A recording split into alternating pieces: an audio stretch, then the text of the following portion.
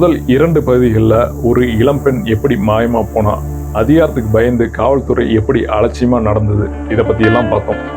ஆனா இந்த அத்தியாயத்துல அதை விட பயங்கரமான உண்மைகளை பத்தி தெரிஞ்சுக்க போறீங்க.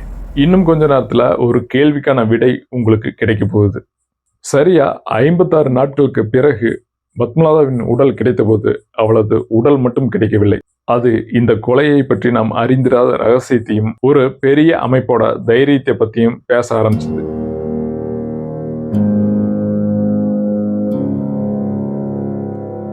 பத்மலாதா காணாம போன 56வது நாள் அவங்க அப்பா வீட்டிலிருந்து வெறும் 1/2 கிலோமீட்டர் தூரத்துல நேற்று ஆத்துல அவளது உடல் கிடைச்சது. கைகளும் கால்களும் கயிற்றால் கட்டப்பட்டிருந்தன. இது ஒரு தற்கொலை இல்ல, கொலைதான்னு உறுதியாச்சு.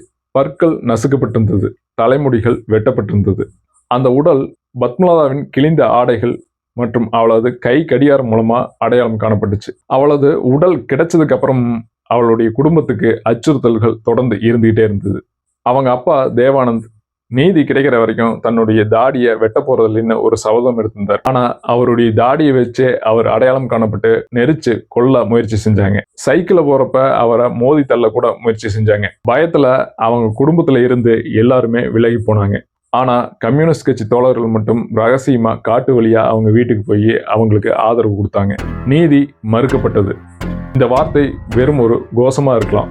ஆனா ஒரு உண்மை சம்பவம் நடந்தபோது, ஒரு அப்பாவி கொலையாளி ஆக்கப்பட்ட போது அதையெல்லாம் மூடி மறைக்கிறதுக்கு ஒரு பெரிய பாதுகாப்பு கவசம் உருவாக்கப்பட்டுச்சு. அந்த கவசத்துக்கு பின்னாடி யார் இருந்தான்னு தெரிஞ்சா நீங்க அதிர்ந்து போவீங்க.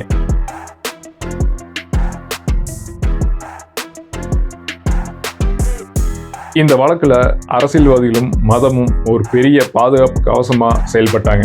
எம்எல்ஏவான வெங்கடராமையா சட்டமன்றத்துல இந்த பிரச்சனையை எழுப்பினப்ப தர்மஸ்தலா குடும்பத்தை சேர்ந்த சிலர் அவருடைய வீட்டுக்கே போய் மிரட்டினாங்க. கோயில் நற்பெயரை காப்பாத்த இந்த வழக்கை விட்டுடுங்கன்னு சொன்னாங்க.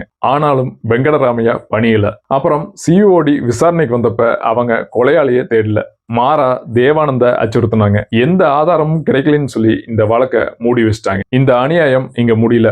ஊடகங்களும் மிரட்டப்பட்டு உண்மையை வெளியே கொண்டு வரவங்க ஹிந்து விரோதின்னு முத்திரை குத்தப்பட்டாங்க. ஏன்னா அதிகாரம் ஒரு பாதுகாப்பா, மதத்தை ஒரு கவசமா பயன்படுத்துச்சு. இந்த வழக்கு ஒரு முடிவே இல்லாம மூடப்பட்ட கோப்பா இருக்கலாம். ஆனா இந்த கதை இதோட முடிஞ்சிடல. வரலாறு திரும்பும்னு சொல்லுவாங்க. அது மாதிரி சரியா 26 வருஷத்துக்கு அப்புறம் அதே இடத்துல அதே மாதிரியான ஒரு சோக சம்பவம் திரும்பவும் நடந்துச்சு.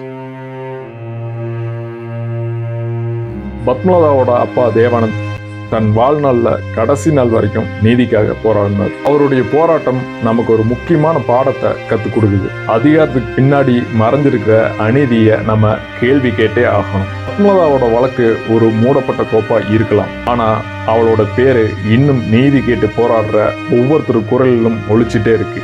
இந்த தொடரை நீங்க முழுசா பார்த்ததுக்கு நன்றி. இந்த மாதிரி பல நீதி கிடைக்காத மற்றும் உண்மை கதைகளை தெரிஞ்சுக்க நம்ம சேனலை சப்ஸ்கிரைப் பண்ணுங்க. மீண்டும் ஒரு முறை பத்மலாதாவின் கதை நீதி கிடைக்கும் வரை தொடரும். நன்றி, வணக்கம்.